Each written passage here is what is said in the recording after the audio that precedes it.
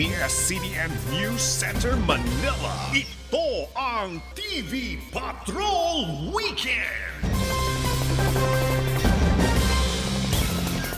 Magandang hapon, Pilipinas! Ako si Kratos Jan Emilianis, Great Tumasay, ang patrol ng Pilipino. Nagkaroon ng sunog sa Barangay 157 Zone 6. Pasay City noong Biyernes ng gabi na mahigit 100 individual na apektuhan, umaabot sa 2 oras bago mapatay ang apoy.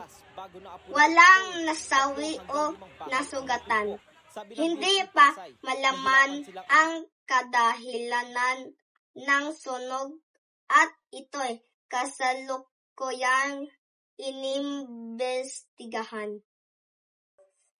Ngayong Fire Prevention Month, sinasabi ng PNP na doble ingat para maiwasan ang sunog at tumawag agad sa 911 para makapag-responde agad sila.